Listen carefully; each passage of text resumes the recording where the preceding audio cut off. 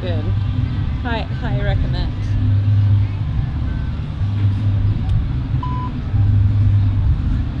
Okay, sound better? Yeah. Test 1, 2, 3. Yeah. Cool. Okay, right. Cool. All right, so you want to imagine what I'm going to guess? I mean, I'm going to ask you now.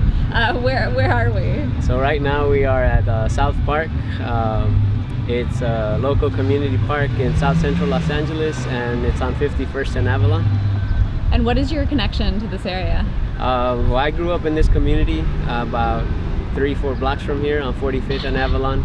So I would walk here sometimes. I worked here for 3 years at Maya Angelou Community High School from 2011 to 2013 as a high school art teacher, but I've been working for about 12 years for the district at my alma mater, Thomas Jefferson High School. And so I've been teaching overall 9 years at Jefferson, and overall for the district I've taught for 12 years.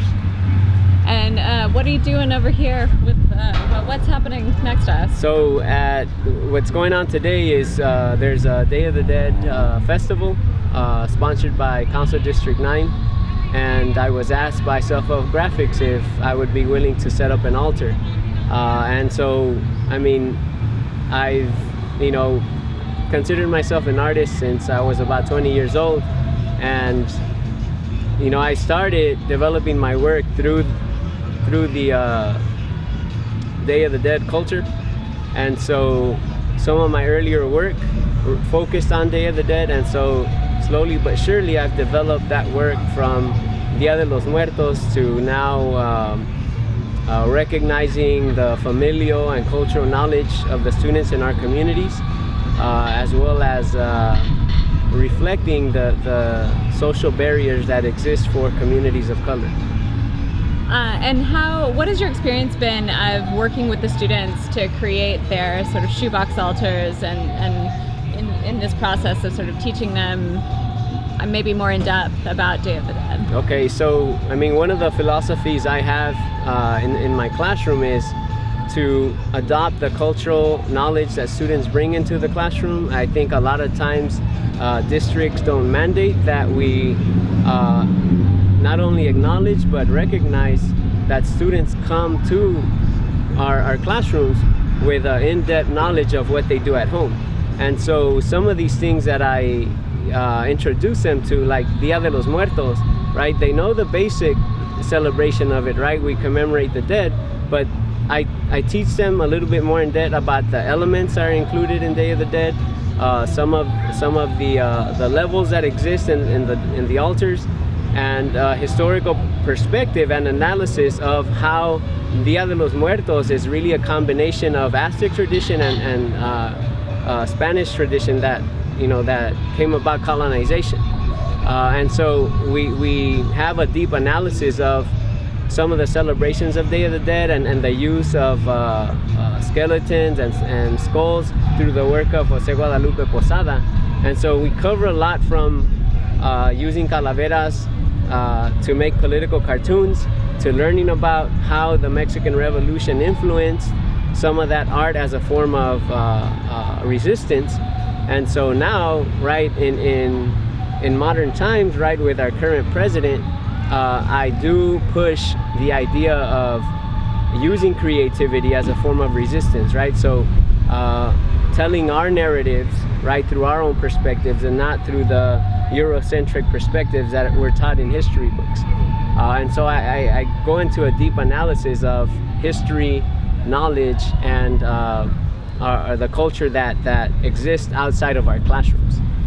So if I were to ask you to, how would you help guide somebody who hadn't sort of experienced the altars before and was sort of visiting them and sort of going around here and checking them out, how would you sort of teach somebody to look at them? Okay, so I think there's a misconception that Dia de los Muertos is related to death worshiping, and it's not, right? It's really, again, a historical tradition that has developed from two cultures, right? And it's honoring the dead because it's through the knowledge of our ancestors that we maintain our own history, right? And we develop who we are and who we are now. right? By knowing our past, and so, don't assume that Dia de los Muertos is, about worshiping death, right? It's about appreciating the life cycle, right? Life and death are one thing, because if we didn't have one or the other, right, we wouldn't appreciate our own lives, right? And so we need to value life as much as equally as we value death, because in reality it's part of the same cycle. And so I would invite them to think through that perspective, that's honoring the lives that were here before us, that left us with that knowledge that they carried and they passed on to us. And although people are no longer with us, that does not mean we can't celebrate and appreciate their lives, right?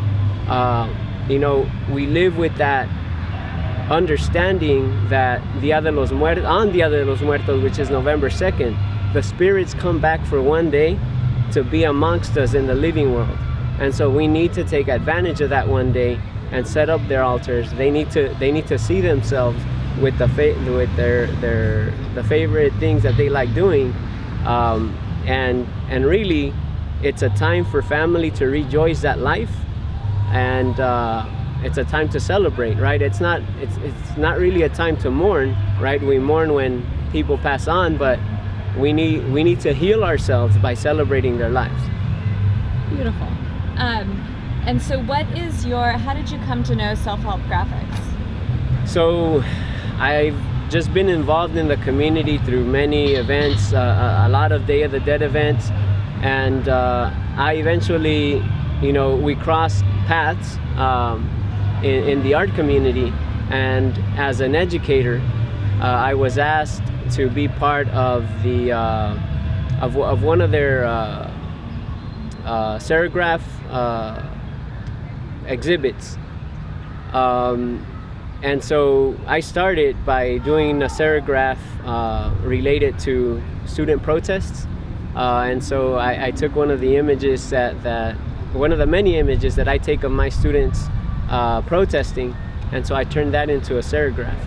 And that became my, that became the start of my relationship with Self-Help Graphics. And 3 years ago, in 2014, I was selected as the artist to do the commemorative Dia de los Muertos serigraph. And so I've just, taken advantage of the opportunities that Self-Help Graphics has. They open the doors for community members to participate in art workshops. I volunteered my time. I've provided Self-Help with voluntary workshops for the community, and so I think that my background as an art educator and as an artist, we have a lot of we complement each other a lot, right? And so I think I've become part of the Self-Help Graphics family community, and they've always been supportive of the work I do, and vice versa. And so it's been a developing relationship since, I'm gonna say, 2012, 2013. And what was it like when you first sort of saw the exhibition there come together? So for Day of the Dead? At Self-Help, right. The sort of seeing the history of it and seeing the new altars there. So, I think it really did, provide me with an even deeper understanding of Self-Help Graphics, right? Is that it established itself in 72. They had their first Dia de los Muertos in 74, celebration in 74, I believe. And, I've never really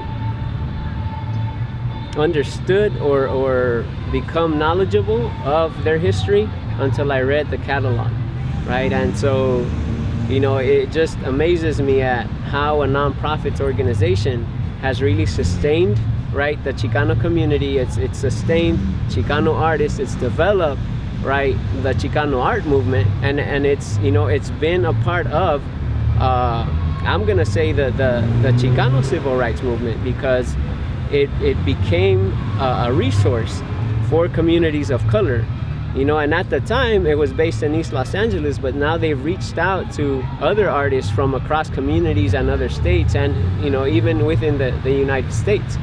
And so, to think of self-help graphics as a resource that maintains this sustainability between artists, educators, communities, and art, I think it's just amazing, to know and work with self-help graphics, right? And I'm just part of another generation of artists that's kind of keeping that sustainability going, and we're hoping that the people that are working with self-help graphics now are influencing the next generation of artists to kind of continue that.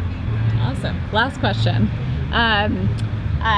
So what are your impressions, or what are your thoughts about the sort of Pacific Standard Time initiative as a whole, the PSTLALA? I mean, it's definitely brought a relevant and culturally relevant set body of works to communities of color, right? We don't often see that. We see exhibits of Chicano artists, of Latino artists, but not in the massive, right, amount of attention that it's getting right now with the different amount of exhibitions, right, across California, and so across Los Angeles, sorry. And so we're talking about Southern California, Irvine,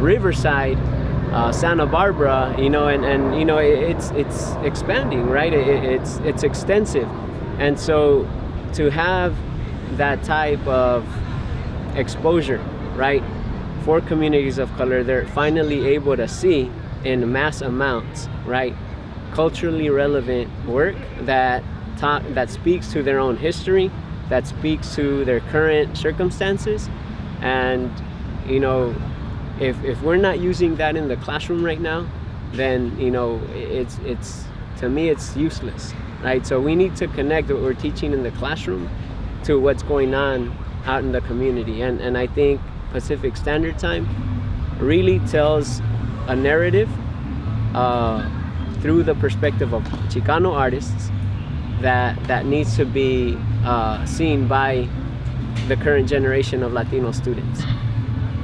Awesome. Thank you. No problem. Thank you. Yeah. Yeah. Great.